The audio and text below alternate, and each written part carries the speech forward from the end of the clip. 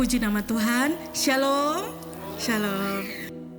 Saya percaya pada pagi hari ini kita bersuka cita pada pagi hari ini. Amin. Kita bersyukur di bulan Januari ini, di minggu yang pertama di tahun 2025, kita masih bisa berkumpul bersama-sama di tempat ini. Amin. Mari saya undang bersama-sama kita bangkit berdiri. Boleh berikan salam kiri kanan, depan belakang, katakan, sebab Tuhan adalah sumber pengharapan kita yang hidup. Amin. Mari kita siapkan hati kita sama-sama berdoa. Terima kasih Tuhan, terima kasih Bapa. Kami mengucap syukur atas anugerah-Mu di sepanjang kehidupan kami. Atas kebaikan-kebaikan yang Tuhan telah berikan di sepanjang hari-hari kami, Tuhan. Terima kasih Bapa, Engkau sangat baik, Engkau teramat baik. Semua yang Engkau telah berikan kepada kami, itu semua karena kasih karunia Tuhan. Bapa, sekarang kami mau memulaikan ibadah ini, kiranya Engkau hadir di tengah-tengah kami, urapi setiap hati kami. Kami mau berjumpa bersama-sama dengan Engkau. Biarlah Engkau mau tabiskan ibadah ini dari awal, pertengahan, hingga akhirnya. Hanya dalam nama Tuhan Yesus Kristus kami sudah berdoa dan mengucap syukur. Haleluya. Amin. Mari saya undang jemaat untuk duduk kembali.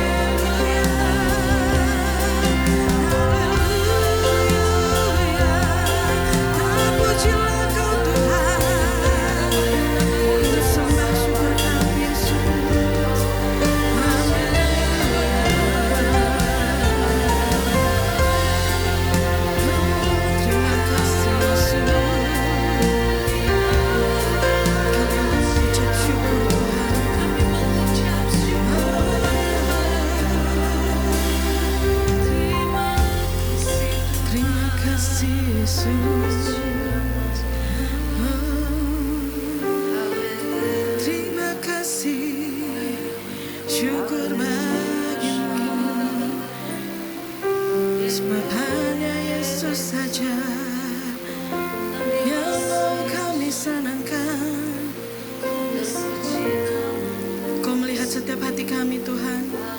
Betapa kami merindukan Engkau Yesus. Sebab hanya Yesus satu-satunya pengharapan kami Tuhan.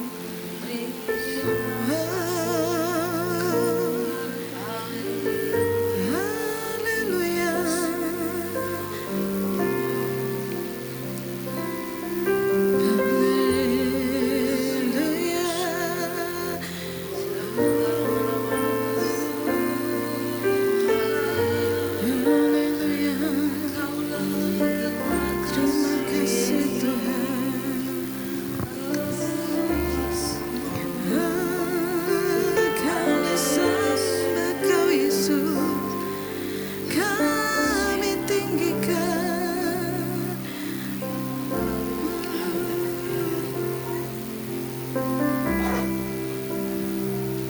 Terima kasih Tuhan Yesus.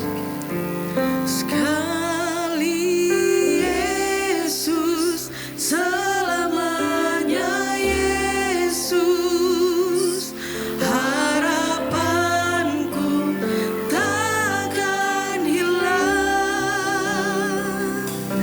karena kasih-Nya sekarang ku ada. Oh Yesusku, ku cinta Kau selamanya.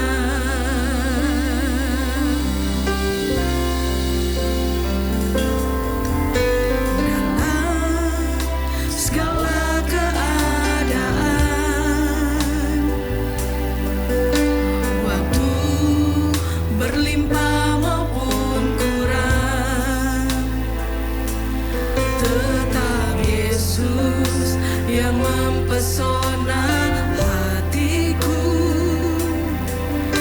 Dia beri damai dan kesempatan baru di setiap saat musim kehidupan. Waktu ku kuat maupun lemah, tetap Yesus yang mempesona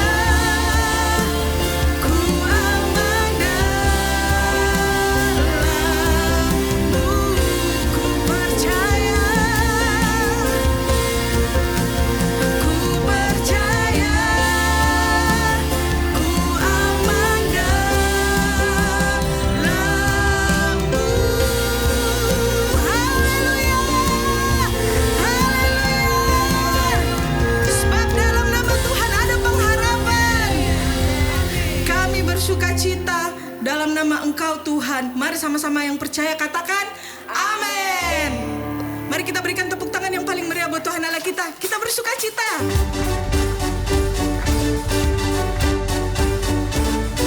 Sebab Engkau Tuhan sukacita kami. Amin.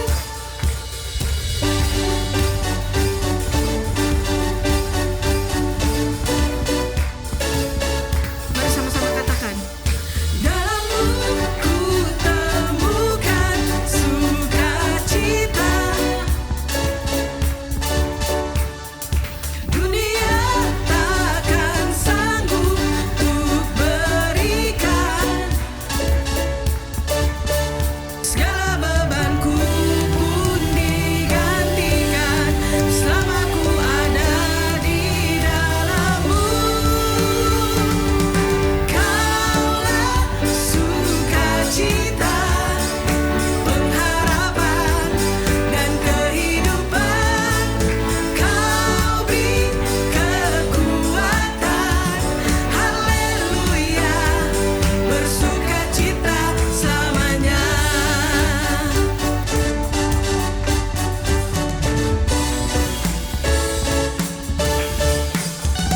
Dunia tanggung setiap langkahku, berikan kekuatan dengan Roh-Mu. Janji-Mu yang telah menuliskan, ku punya rancangan yang indah.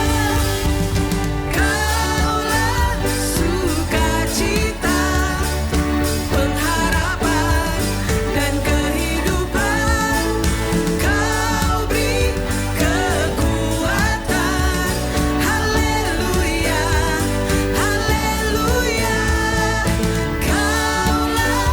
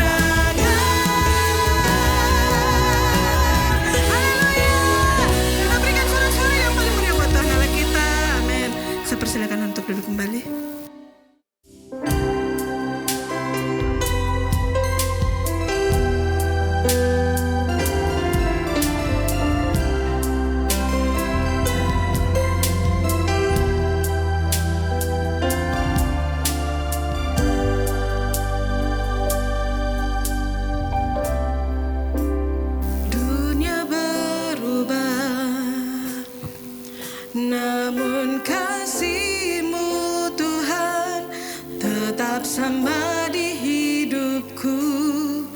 Kau setia dalam renyap rencanamu. Ku percaya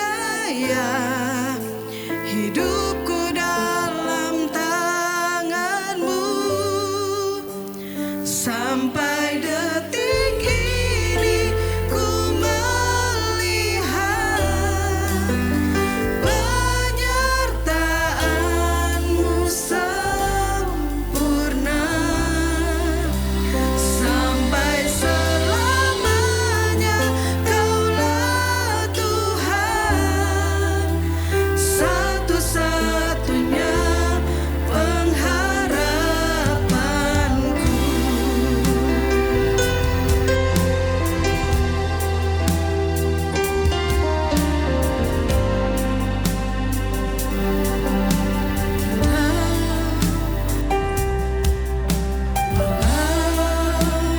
Dunia berubah, namun kasih-Mu Tuhan tetap sama di hidupku. Kau setia dalam setiap rencana-Mu. Ku percaya hidupku dalam tangan-Mu. Sampai detik ini ku melihat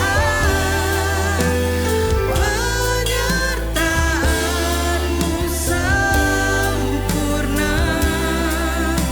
Sampai selamanya Kaulah Tuhan, satu-satunya pengharapanku. Sampai detik ini ku melihat penyertaan-Mu sempurna. Sampai selamanya Kaulah Tuhan, satu-satunya pengharapanku. Mari saudara jemaat untuk bangkit berdiri.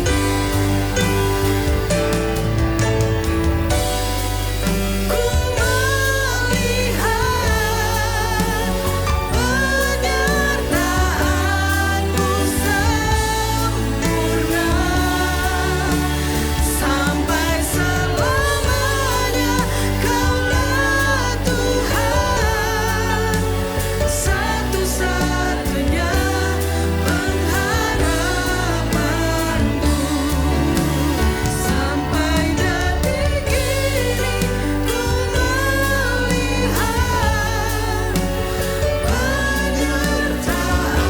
penyertaan-Mu sempurna. Sampai selamanya Kaulah Tuhan, satu-satunya pengharapanku. Sampai detik ini ku melihat penyertaan-Mu sempurna.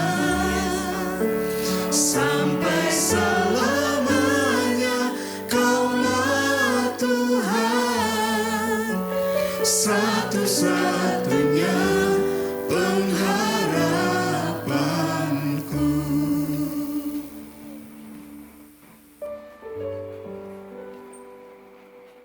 Engkaulah Tuhan satu-satunya sumber pengharapan bagi kami. Tidak ada apapun di dunia ini yang bisa menjamin hidup kami. Hanya Engkau Tuhan, janji-janji-Mu yang jadi sumber segala sesuatu bagi kami. Terima kasih Tuhan untuk minggu yang baru, minggu yang pertama di tahun 2025 yang Tuhan karuniakan bagi kami. Kami percaya Tuhan, kami berkumpul di tempat ini di rumah-Mu, memuji menyembah-Mu. Kami percaya Engkau melawat setiap kami, Engkau memberkati setiap kami. Bahkan waktunya bagi kami untuk terima firman-Mu. Hamba berdoa Roh Kudus berkarya di tengah-tengah kami, terus mengurapi kami, mengajar kami, berikan kami pengertian-pengertian akan kebenaran-Mu, sehingga kebenaran-Mu akan memerdekakan kami. Hamba firman-Mu Kau pakai hari ini, menjadi penyambung lidah-Mu, sampaikan isi hati-Mu buat kami semua. Kami berjanji untuk pujian, hormat, kemuliaan hanya bagi Tuhan Yesus Kristus. Haleluya, sama-sama katakan amin. Silakan duduk kembali umat Tuhan.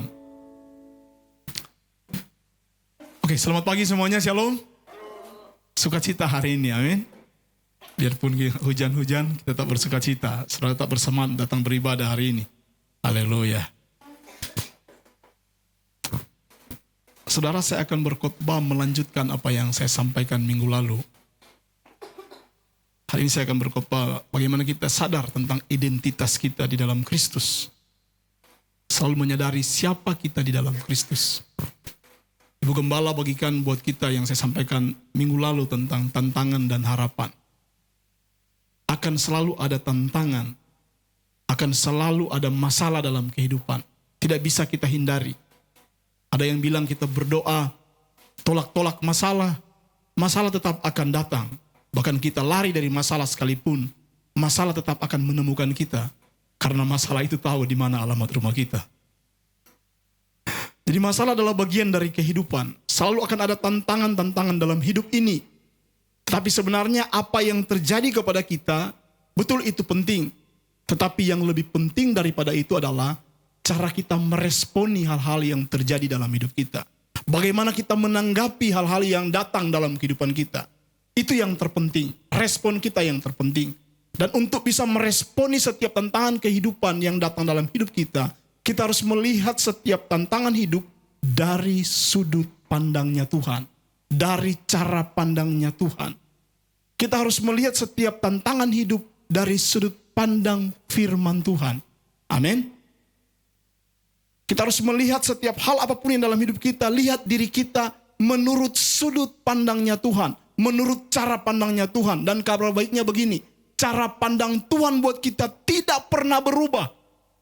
Selalu sama, dia pandang kita berharga, dia pandang kita mulia, dia mengasihi kita. Tetapi cara pandang kita tentang Tuhan yang harus terus diubahkan. Cara kita melihat Tuhan yang harus terus diubahkan. Tuhan memandang kita sebagai anak-anaknya. Yohanes 1 ayat 12. Yohanes 1 ayat 12 bilang begini. Tetapi semua orang yang menerimanya diberinya kuasa supaya menjadi anak-anak Allah, yaitu mereka yang percaya dalam namanya. Ayat ini bagi kita orang Kristen, orang percaya harus jadi ayat hafalan. Amin. Harus jadi ayat hafalan, karena ini penting sekali. Dikatakan kita yang menerima diberi kuasa untuk apa? Menjadi anak-anak Allah. Kita yang terima Yesus sebagai Tuhan dan Juru Selamat. Kita yang percaya kepada Dia yang mati dan bangkit dari antara orang mati. Yang naik ke surga. Kita percaya Dia akan menjemput kembali kita. Kita diberikan kuasa menjadi anak-anak Allah. Jadi kita menjadi anak bukan dari hasil perbuatan baik kita. Tapi semua karena kasih karunia Tuhan. Kalau kita adalah anak Allah, Roma 8 ayat 15-17 bilang begini. Roma 8 ayat 15-17 mengatakan, sebab kamu tidak menerima roh perbudakan yang membuat kamu menjadi takut lagi. Tapi kamu menerima roh yang menjadikan kamu anak-anak Allah. Oleh roh itu kita berseru, ya Aba, ya Bapa. Roh itu bersaksi bersama-sama roh kita bahwa kita adalah anak-anak Allah. Kalau kita adalah anak, kita adalah ahli waris. Kita berhak menerima setiap janji-janji Allah. Amin. Jadi kalau kita adalah anak, kita berhak menerima setiap janji-janji Allah. Apapun tantangan yang nanti akan datang di tahun berjalan ini. Situasi apapun yang akan datang. Badai apapun, apakah itu bisa kita prediksi ataupun mungkin bisa datang sekonyong-konyong. Kalau kita adalah anak-anak Allah, kita punya pegangan yaitu janji-janji Tuhan. Dan salah satu janji yang Tuhan berikan, Yesus mengatakan dalam hal pengabulan doa, Tuhan Yesus bilang begini, kalau kamu yang jahat saja, artinya kita yang gak sempurna, tidak ada di antara kita yang akan berikan anak kita batu ketika dia minta roti. Tidak akan ada di antara kita di sini yang belum sempurna, yang masih banyak kekurangan dalam proses menuju kesempurnaan, yang akan berikan anak kita ular ketika dia minta ikan. Betul Bapak Ibu? Apalagi Bapa yang di surga. Waktu kita berhadapan dengan tantangan, kita berdoa kepadanya, kita berseru kepadanya, percayalah, selalu yang baik yang Tuhan mau berikan buat kita. Yang jadi masalah adalah begini, ketika Tuhan jawab doa kita, kita tidak menyadari bahwa itu adalah jawaban doa. Betul Bapak Ibu? Kadang-kala waktu kita berdoa, jawaban Tuhan tidak sama dengan yang kita harapkan, sehingga kita pikir Tuhan tidak menjawab. Sebenarnya Tuhan menjawab setiap seruan doa kita. Masalahnya begini, Dia jawab sesuai dengan kehendaknya, karena Dia paling tahu apa yang terbaik untuk kita. Dia menjawab sesuai dengan waktunya, karena Dia tahu apa yang terbaik untuk kita. Sementara kita mau apa yang kita minta, jadi seperti yang kita inginkan. Kalau begitu doa kita perlu dirubah. Bukan kehendakmu, tapi kehendakku yang jadi. Harusnya bukan begitu. Bukan kehendakku, tetapi apa saudara? Kehendakmu yang jadi. Karena kehendak Tuhan itu yang selalu terbaik buat kita. Jadi Bapak Ibu Saudara, kita adalah anak. Ingat status kita. Kita adalah anak. Jangan lupa itu. Kita adalah anak-anak Allah. Terlepas kita masih punya kekurangan, terlepas kita masih dalam proses pembentukan, kadang-kala kita mungkin salah, tetap kita anak. Anak saya kalau dibikin kesalahan, tidak mungkin kemudian saya bilang, mulai sekarang kamu berhenti jadi anak saya. Orang tua yang baik tidak akan bilang begitu kepada anak-anaknya. Betul ya? Apalagi Bapa yang di surga. Saya bilang ini bukan berarti saya kemudian menyetujui kita hidup dalam ketidakbenaran. Bukan itu maksud saya. Kalau kita hidup dalam ketidakbenaran, yang rugi kita. Tetapi yang pasti, kita harus tahu bahwa Tuhan selalu memandang kita yang terima Yesus sebagai Tuhan dan Juru Selamat. Kita adalah anak-anaknya. Nah Bapak Ibu Saudara, ada beberapa hal yang ingin saya bagikan yang berhubungan dengan kita sebagai anak-anak Allah. Yang pertama saudara, memang kita adalah anak-anak Allah. Kita sadar kita adalah anak-anak Allah. Tapi kita harus tahu begini, walaupun kita anak-anak Allah, itu bukan membuat kita akan luput dari yang namanya godaan dan cobaan. Jadi sebagai anak-anak Allah, tetap kita akan mengalami yang namanya godaan dan cobaan. Pencobaan akan selalu datang dalam kehidupan kita. Ingat Matius 3 ayat 16 sampai 17. Itu menceritakan ketika Yohanes Pembaptis membaptis Tuhan Yesus. Alkitab mengatakan kemudian turun roh dari langit, kemudian turun ke atas Yesus. Dan terdengar suara bilang begini, inilah anakku yang kukasihi, kepadanya lah aku berkenan. Ada suara dari surga, ada penyataan dari surga bahwa ini betul-betul adalah anak Allah. Itu Tuhan Yesus Kristus. Setelah itu apa yang terjadi? Setelah ada deklarasi dari surga bahwa itu adalah anak Allah, Yesus adalah anak Allah. Kemudian Alkitab mengatakan Matius pasal 4, roh membawa Yesus ke padang gurun. Untuk apa? Untuk dicobai oleh iblis.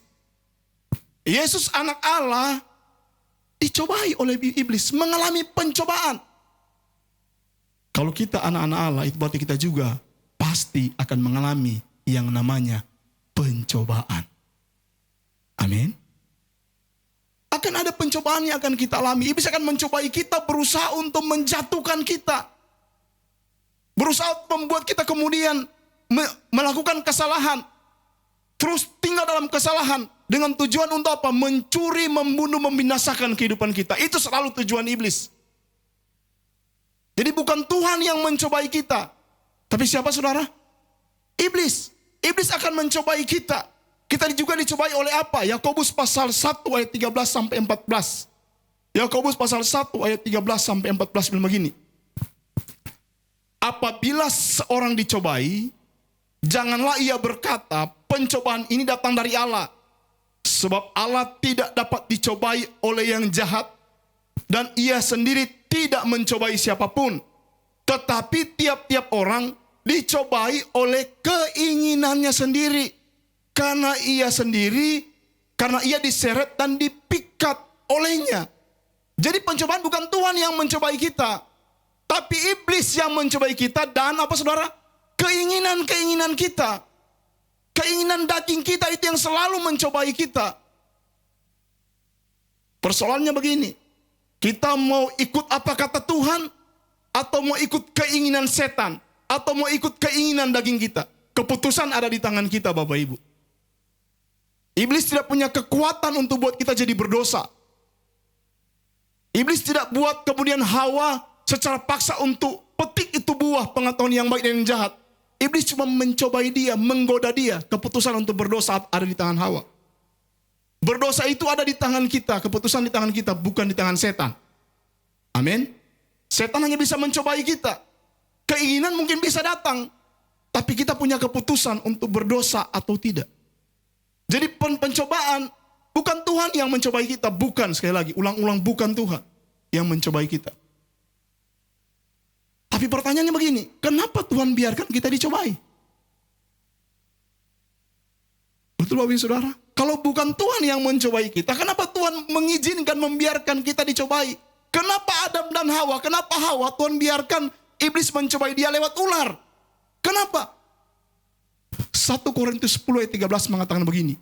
Pencobaan-pencobaan yang kamu alami adalah pencobaan biasa. Sama-sama katakan biasa. Jadi pencobaan yang kita alami bukan luar biasa. Alkitab bilang apa saudara? Biasa, lumrah, artinya semua orang akan mengalami yang namanya pencobaan. Pencobaan-pencobaan yang kita alami adalah pencobaan-pencobaan biasa yang tidak melebihi kekuatan manusia. Artinya Tuhan izinkan kita mengalami pencobaan, ada godaan datang. Setiap pencobaan tidak akan melampaui kasih karunia yang Tuhan berikan buat kita. Amin. Tidak akan pernah melampaui kekuatan kita. Makanya Tuhan membiarkan. Kenapa Tuhan biarkan kemudian iblis datang melalui ular untuk menggoda Adam dan Hawa, untuk menggoda Hawa? Karena Tuhan tahu bahwa pencobaan itu tidak melampaui kekuatan mereka berdua. Sama dengan kita Bapak Ibu Saudara. Tuhan izinkan pencobaan datang kan dia tahu bahwa kita mampu untuk menghadapi setiap pencobaan-pencobaan yang ada. Setiap godaan-godaan yang ada. Kenapa? Karena Roh Kudus sudah tinggal dalam kita. Roh Kudus itulah kemampuan kita. Amin. Tidak akan melampaui kekuatan manusia. Dikatakan sebab Allah setia. Kita punya Allah yang setia. Dikatakan bahwa pada waktu kita dicobai, dia akan berikan kita jalan keluar sehingga kita kuat untuk menanggungnya. Sehingga kita dapat menanggungnya. Jadi Tuhan membiarkan pencobaan. Kenapa? Karena dia tahu bahwa pencobaan yang kita alami itu pencobaan biasa. Tidak melampaui kekuatan kita manusia. Karena dia Allah yang setia. Amin. Dia setia. Alkitab mengatakan.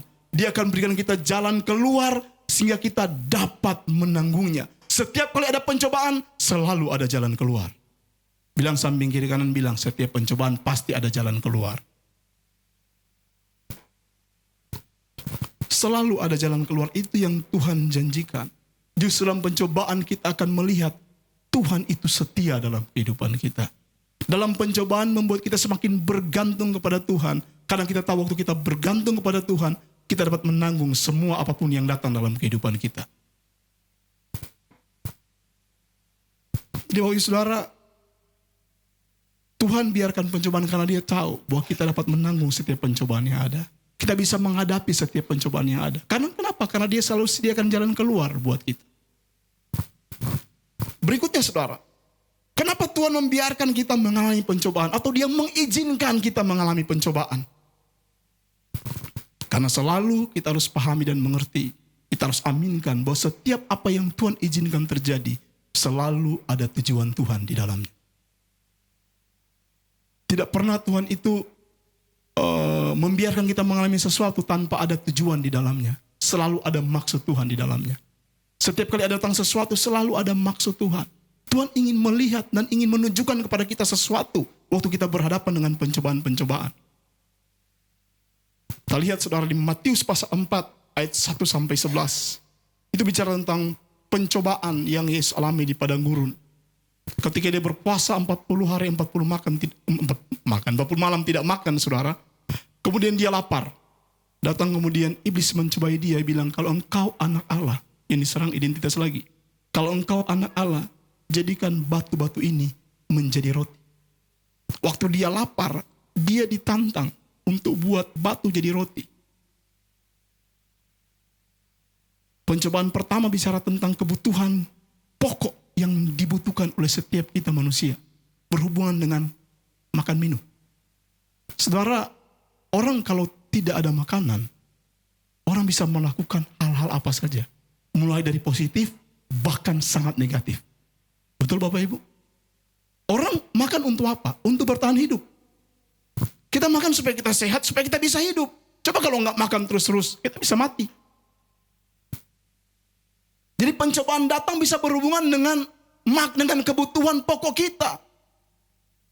Banyak orang karena butuh makan, orang melakukan hal-hal yang salah. Orang mencuri, orang membunuh, orang tipu orang. Kenapa? Karena ingin dapat makan.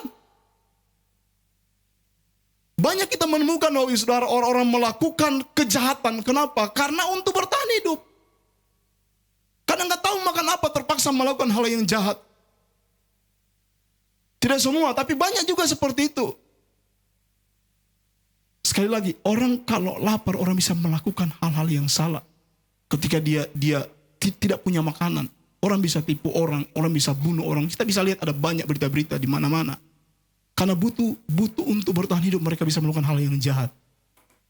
Tapi bagi kita anak-anak Allah di dalam Kristus Yesus, ketika kita dicobai berhubungan dengan soal makan minum, dengan kebutuhan pokok kita dalam kehidupan, Tuhan ingin menunjukkan kepada, Tuhan ingin melihat apakah kita ini berpegang pada firman atau tidak. Ketika iblis mencoba Yesus dengan mengatakan buat batu-batu jadi roti, Yesus bilang apa? Manusia hidup bukan dari roti saja, tapi dari perkataan yang keluar dari mulut Tuhan. Hidup dari firman Tuhan. Jadi ada ujian-ujian berhubungan dengan kebutuhan pokok kita. Tuhan mau melihat apakah kita tetap berpegang pada firman Tuhan atau tidak. Berhadapan dengan kesukaran-kesukaran, mungkin ada yang mungkin hari ini bergumul dengan soal makan minum. Kebutuhan hidup saudara. Tuhan izinkan ada pencobaan untuk apa? Untuk melihat apakah kita ini berpegang pada firman Tuhan atau tidak. Karena Alkitab mengatakan kita hidup bukan dari roti saja, tapi dari perkataan yang keluar dari mulut Tuhan. Yang berikutnya saudara, pencobaan yang kedua yang Yesus alami. Tuhan Yesus dibawa oleh iblis ke hubungan bait Allah. Di tempat yang tinggi saudara. Bait Allah di Yerusalem adalah pusat keramaian. Tempat orang-orang berkumpul. Tempat orang-orang datang beribadah. Tempat orang-orang datang untuk mempersembahkan korban. Kemudian Tuhan Yesus bilang kepada, iblis bilang kepada Tuhan Yesus, kalau engkau anak Allah, jatuhkan dirimu. Karena ada tertulis, ini kan, coba saya lihat, Matius 4:6. Lalu berkata kepadanya, jika engkau anak Allah, jatuhkanlah dirimu ke bawah. Sebab ada tertulis mengenai engkau, ia akan memerintahkan malaikat-malaikatnya, dan mereka akan menatang engkau di atas tangannya, supaya kakimu jangan terantuk kepada batu. Jangan amin, itu perkataan iblis itu. Tapi iblis mengutip firman Tuhan. Karena ini tertulis di Mazmur 91. Dia bilang, jika engkau anak Allah, jatuhkan dirimu ke bawah. Karena ada tertulis tentang engkau. Malaikat-malaikatnya akan diperintahkannya kepadamu. Untuk menatang engkau dengan tangannya sehingga kakimu tidak terantuk kepada batu. Iblis pakai firman Tuhan untuk mencoba Yesus. Sebenarnya Yesus ikut perkataan iblis, dia akan jatuhkan dirinya. Sudah bayangkan, banyak orang akan melihat Yesus waktu itu. Dari bait Allah dia turun. Malaikat pasti nggak kelihatan karena makhluk roh tuh. Cuma Yesus yang turun. Mereka pikir ini ada apa itu, Avenger atau apa begitu. Yesus pasti akan langsung jadi terkenal. Langsung gampang untuk diakui oleh kebanyakan orang ada pada waktu itu. Tapi Yesus tidak lakukan. Jadi pencobaan datang untuk apa saudara? Untuk menunjukkan motivasi hati kita ketika kita mentaati firman Tuhan. Saudara lakukan firman Tuhan, motivasinya apa? Tuhan Yesus, dia sananya dia ikuti karena itu perkataan yang ada di kitab Mazmur 91, dia jatuhkan dirinya, dia langsung terkenal. Langsung orang tahu, wow, ini Mesias, ini pasti ini juru selamat. Ini yang dijanjikan, yang kita nanti-nantikan, tapi Yesus tidak lakukan. Dia tidak mau melakukan firman dengan motivasi hati yang salah. Hati-hati saudara. Bahkan orang bisa melakukan sesuatu yang baik dengan motivasi yang tidak benar, itu salah di mata Tuhan. Coba kita lihat saudara, Amsal pasal 16 ayat 2. Amsal 16 ayat 2 bilang begini, segala jalan orang adalah bersih menurut pandangannya sendiri, tetapi Tuhanlah yang menguji hati. Yang kita lakukan, kita bisa bilang ini baik, bahkan sesuai firman Tuhan. Tetapi yang Tuhan lihat, bukan cuma apa yang kita buat. Yang dia lihat, motivasi hati kita di balik semua yang kita buat. Kalau kita lakukan firman Tuhan supaya diakui orang, melakukan firman Tuhan supaya jadi terkenal, itu motivasi-motivasi yang keliru. Tidak berkenan di hadapan Tuhan. Dalam terjemahan sederhana Indonesia bilang begini, setiap orang menganggap apa yang dia lakukan sudah benar. Tetapi Tuhan mengetahui tujuan tersembunyi di balik setiap perbuatan. Jadi Tuhan mengetahui tujuan tersembunyi di balik semua yang kita lakukan.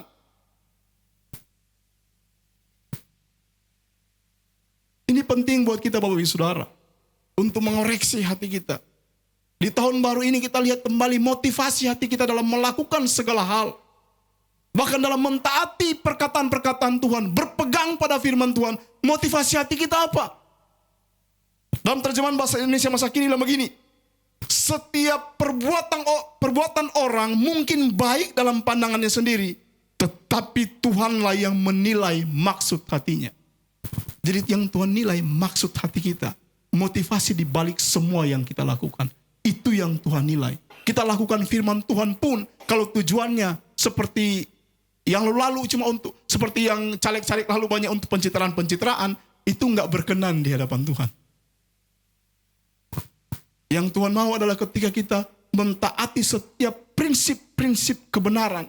Kenapa? Karena kita mengasihi Tuhan. Karena Tuhan sudah lebih dulu mengasihi kita. Kita melakukan firman Tuhan karena kita mau mentaati, karena kita menghormati Tuhan. Itu tujuannya. Bukan untuk hal-hal yang salah, yang keliru.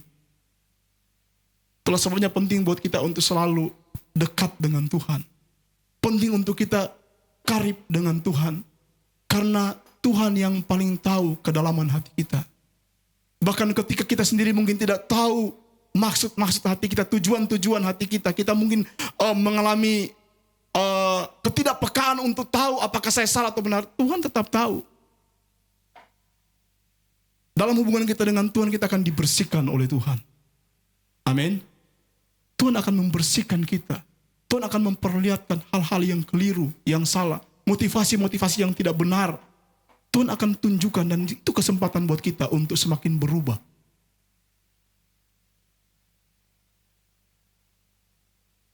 Kemudian pencobaan yang ketiga, saudara. Iblis bawa Yesus di atas gunung tinggi dan memperlihatkan kemegahan dan kekayaan dunia. Dan iblis bilang, kalau engkau menyembah aku, maka semua itu akan kuberikan kepadamu. Tapi Yesus kemudian mengusir dia. Dikatakan begini, maka berkatalah Yesus kepadanya, enyalah iblis, sebab ada tertulis engkau harus menyembah Tuhan Allahmu, dan hanya kepada Dia sajalah engkau berbakti. Pencobaan-pencobaan kita bisa alami untuk menunjukkan apakah kita penyembah Allah yang benar atau bukan. Tidak semua kesempatan itu datang dari Tuhan. Kesempatan bisa jadi itu jebakan buat kita kalau itu berlawanan dengan prinsip firman Tuhan.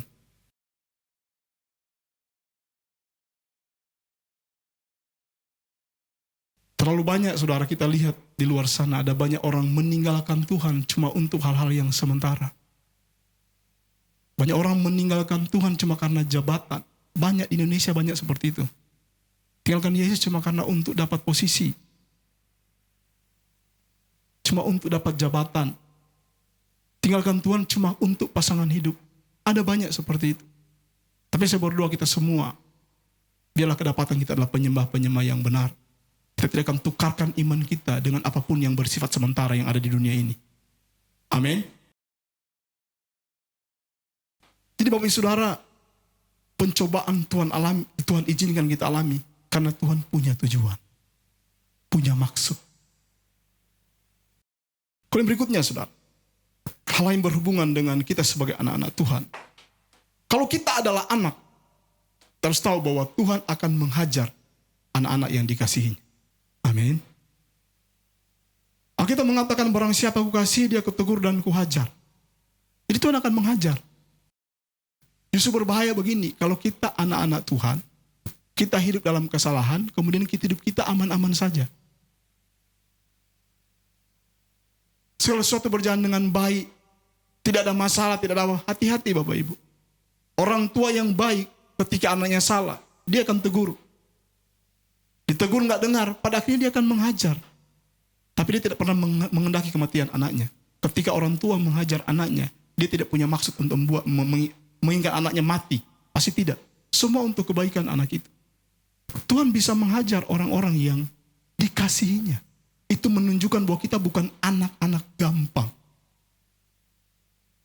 Tapi kita adalah anak-anak Allah. Ibrani 12 ayatnya yang mulai ayat 8 saja. Tetapi jikalau kamu bebas dari ganjaran yang harus dirita setiap orang, maka kamu bukanlah anak, tetapi anak-anak gampang. Selanjutnya dari ayah kita yang sebenarnya kita beroleh ganjaran. Dan mereka kita hormati. Kalau demikian bukankah kita harus lebih taat kepada Bapa segala roh, supaya kita beroleh hidup? Sebab mereka mendidik kita dalam waktu yang pendek sesuai dengan apa yang mereka anggap baik.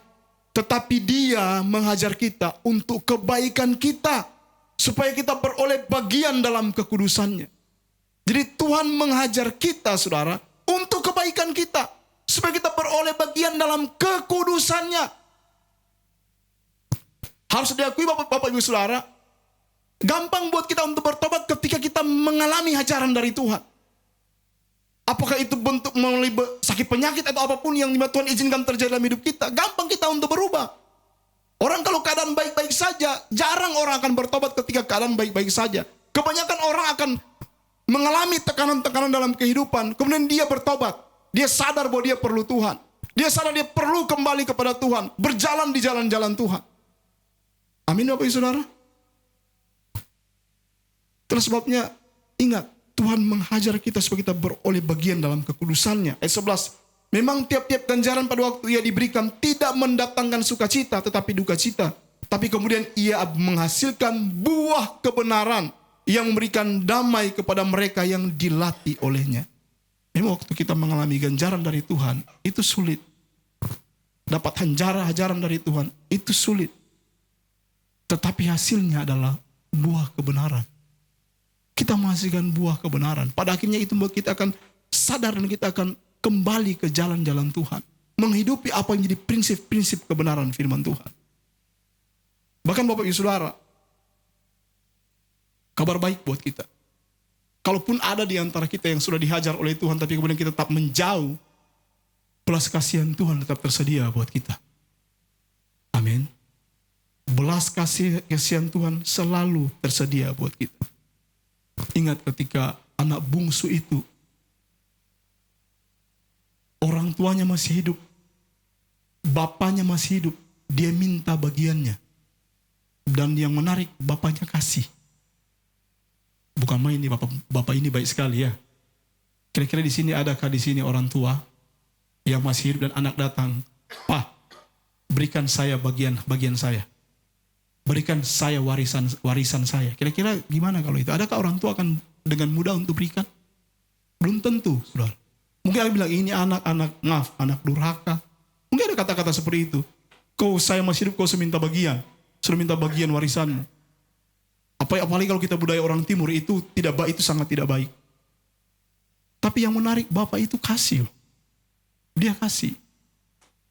Dan anak itu kemudian menggunakan warisan yang orang tuanya kasih untuk kesenangannya. Dia pakai berfoya-foya. Dia hidup dalam ketidakbenaran. Sehingga kemudian harta itu habis, tiba-tiba kelaparan datang. Dia kerja di tempat, di kandang babi, saudara. Karena saking laparnya, dia ingin makan ampas untuk makanan babi. Tapi kalau kita baca di situ, tidak dikasih juga Bapak Ibu. Betul kan? Tidak dikasih. Tidak diberikan. Akhirnya dia ingat, ada bapaknya. Dia balik pulang datang kepada bapaknya. Dan apa dia bilang? Dia bilang, Bapak, aku tidak layak untuk jadi anakmu. Karena kesalahan dilakukan, dia bilang dia tidak layak untuk jadi anak bapaknya. Aku telah berdosa terhadap surga dan kepada Bapa. Tapi menarik dalam bacaan itu adalah ketika anaknya datang berjalan menemui dia, bapaknya lihat. Anaknya datang berjalan, bapaknya berlari menemui dia. Kenapa? Karena bapaknya berbelas kasihan pada anak. Datang kemudian apa? Ketika dia mengatakan bahwa dia tidak layak, tidak pantas, bapaknya kasih dia cincin yang baru. Berikan dia identitas. Berikan dia jubah. Berikan dia kasut. Menerima dia kembali. Menunjukkan bahwa Bapak kita itu Bapak yang penuh belas kasihan.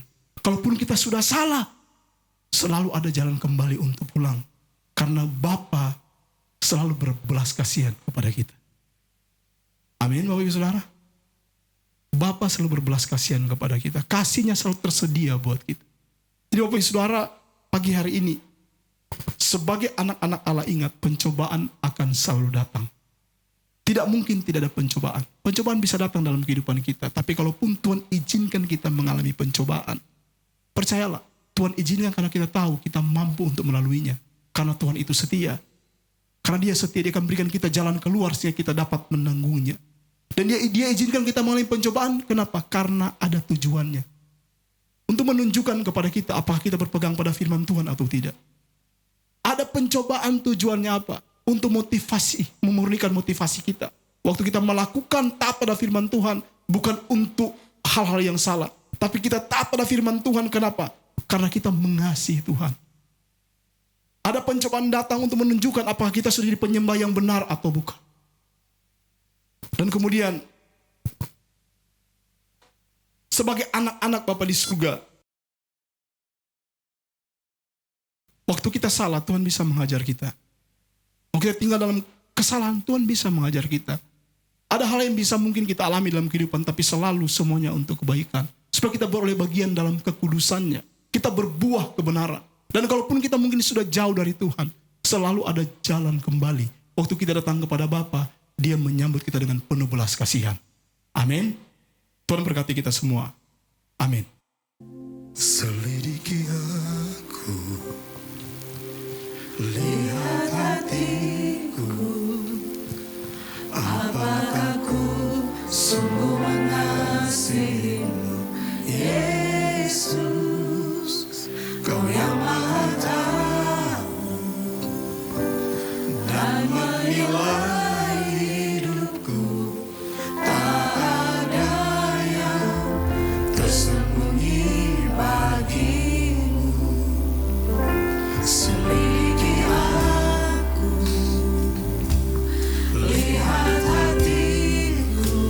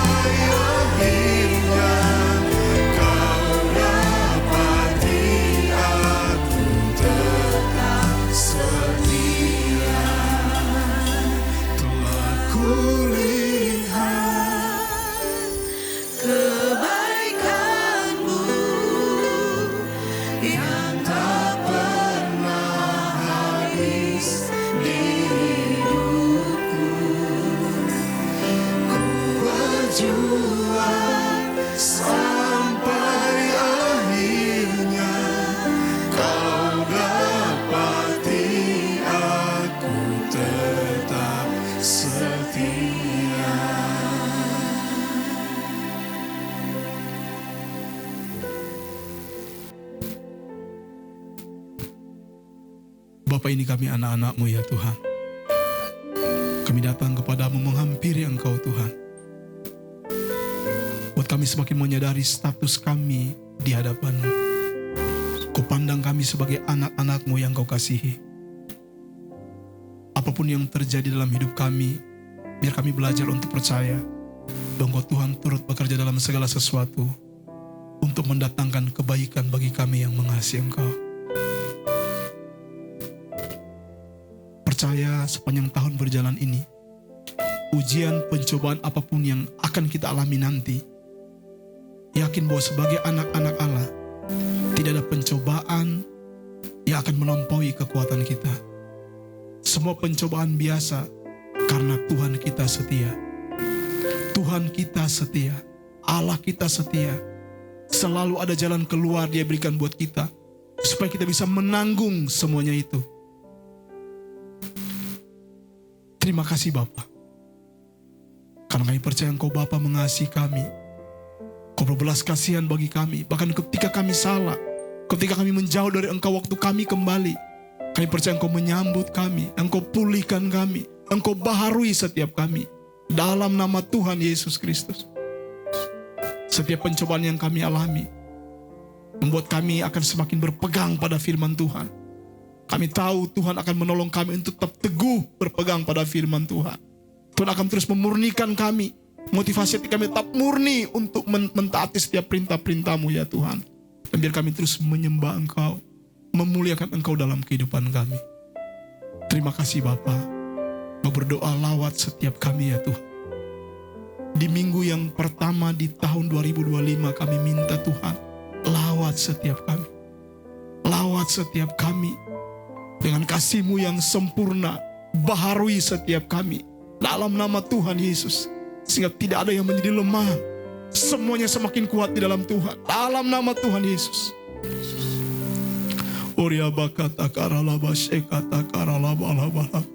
Masing-masing kita bangun hubungan dengan Tuhan dengan caramu sendiri. Datang hampiri Tuhan.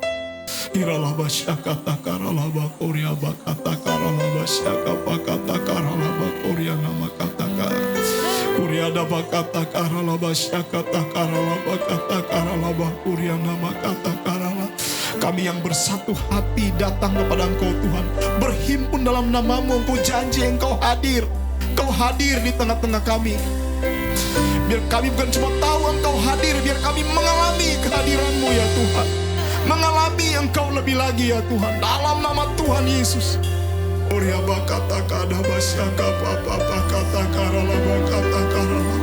Mari waktu yang ada ini kita sembah Tuhan.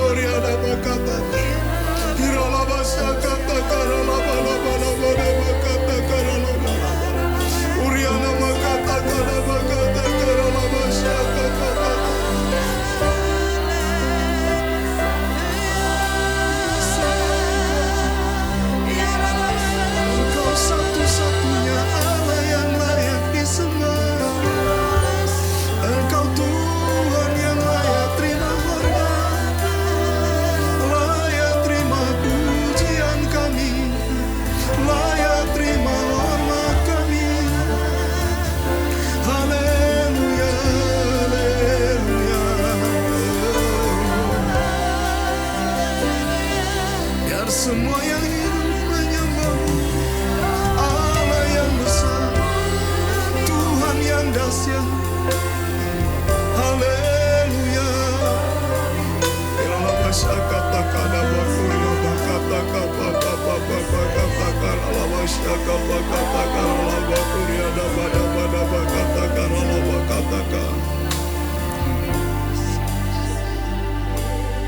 Terima kasih Bapa, kami bersyukur kepadamu. Kami percaya semua kami dilawat oleh Tuhan. Biar firman-Mu Tuhan selalu menjadi pelita bagi kaki kami dan terang bagi jalan-jalan kami. Kami percaya di dalam Engkau selalu ada jalan keluar. Firman-Mu adalah terang itu sendiri yang akan menerangi kegelapan-kegelapan yang datang dalam kehidupan kami. Dalam nama Tuhan Yesus Kristus. Terima kasih Bapa, kami bersyukur kepadamu. Dalam nama Tuhan Yesus kami berdoa. Haleluya, sama-sama katakan amin. Silakan duduk umat Tuhan. Shalom Bapak Ibu, Saudara-saudara yang diberkati oleh Tuhan. Bersyukur kita boleh ada di tahun yang baru, minggu pertama di tahun 2025 ini. Itu semua karena kasih dan kemurahan Tuhan di dalam kehidupan kita. Puji Tuhan, kita sudah diberkati oleh kebenaran firman Tuhan. Bagi Pak Gembala yang sudah menyampaikan firman, kami ucapkan banyak terima kasih. Dan kita akan memberikan persembahan. Ada 2 kantong, yang biru untuk tempat ibadah dan yang kantong hijau untuk persembahan umum, yang akan mengembalikan perpuluhan, pembangunan, ucapan syukur dan persembahan lainnya bisa maju ke depan dan bisa mengisi pada kotak yang sudah tersedia. Kita siapkan persembahan, mari kita berdoa. Terpuji namamu, Engkau Allah yang besar, Engkau Allah yang dahsyat, Engkau sungguh luar biasa. Terima kasih Tuhan, kami boleh ada di tahun yang baru ini. Kami percaya itu semua karena anugerah-Mu yang besar di dalam kehidupan kami. Terima kasih buat kebenaran firman-Mu yang sudah datang memberkati kami, meteraikan firman itu di dalam hati dan pikiran kami, dan kami percaya Roh Kudus yang akan memampukan kami untuk melakukan setiap kehendak-Mu di dalam kehidupan kami. Memberkati Pak Gembala yang sudah menyampaikan firman Tuhan. Tuhan memberkati dalam setiap tugas pekerjaan. Kami percaya apapun yang kerjakan, Tuhan buat berhasil di dalam nama Tuhan Yesus. Saat ini kami akan memberikan korban syukur persembahan kami. Kami percaya setiap persembahan kami bisa berguna untuk pekerjaan pelayanan-Mu di tempat ini. Terima kasih Tuhan, kami akan memberi dengan penuh sukacita dan ucapan syukur hanya di dalam nama Tuhan Yesus. Haleluya. Amin.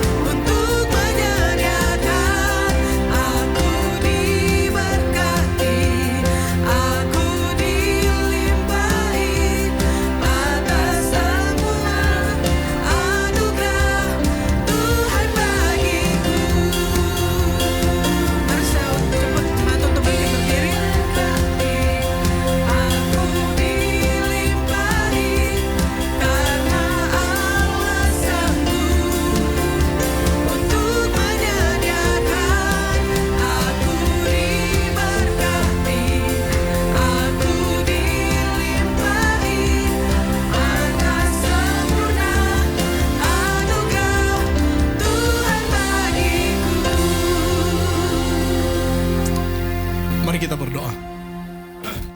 Terima kasih, kami bersyukur kepadamu Bapa untuk ibadah hari ini. Kami percaya dalam ibadah ini kami diberkati oleh Tuhan. Secara rohani kami diberkati, jiwa kami diberkati oleh Tuhan. Tubuh kami diberkati oleh Tuhan. Dalam nama Tuhan Yesus Kristus. Bapa, kami berdoa saat ini memberkati jemaat Tuhan di Gereja Betani Makassar. Berkati setiap rumah-rumah tangga yang ada, suami istri, anak-anak, biar semuanya ada dalam berkat Tuhan. Kau berjanji orang yang takut akan Tuhan diberkati oleh Tuhan. Anak cucunya diberkati oleh Tuhan. Dalam gelap akan terbit terang bagi orang benar. Dalam nama Tuhan Yesus, selalu ada jalan keluar Tuhan berikan bagi kami menghadapi tantangan-tantangan kehidupan. Terima kasih Bapa, kami berdoa kalau ada yang sakit kami lepaskan kuasa firman Tuhan. Oleh bilur-bilur Tuhan Yesus jadilah sembuh, pulih kembali dalam nama Tuhan Yesus Kristus. Dalam segala usaha pekerjaan umat Tuhan, kami berdoa, kami minta Tuhan turut bekerja di dalamnya sehingga mengalami keberhasilan, mengalami kesuksesan dalam nama Tuhan Yesus. Terima kasih Bapa, kami berdoa memberkati Gereja Betani Makassar untuk tahun berjalan ini. Semua hamba-hamba-Mu kami berdoa, Tuhan berikan kami hikmat dari Tuhan untuk membawa pelayanan ini sesuai dengan apa yang menjadi kehendak Tuhan. Dalam nama Tuhan Yesus, berdoa biar jemaat Tuhan di gereja ini semakin bergairah, bersemangat untuk mengiring Tuhan, menyala-nyala untuk melayani Tuhan. Dalam nama Tuhan Yesus Kristus. Bapak, kami berdoa semua yang kami perlukan sepanjang tahun dalam pelayanan, kami percaya Engkau Tuhan menyediakan dalam nama Tuhan Yesus. Berdoa berkati pemimpin rohani kami, Ibu Gembala Tuhan berkati, Pendeta Dr. Leni Matoke pribadinya Tuhan memberkati, suami, anak-anak, cucu-cucu, pelayanan di Manado kami percaya diberkati oleh Tuhan. Berkati juga Tuhan, kami berdoa minta untuk Sinode Betani yang ada di Indonesia, Tuhan berkati dalam nama Tuhan Yesus.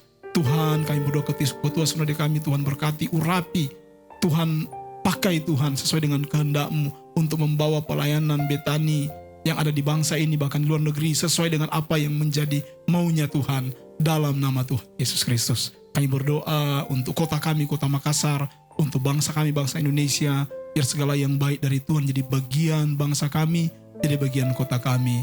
Pemerintahan di bangsa ini, di kota ini diberkati oleh Tuhan.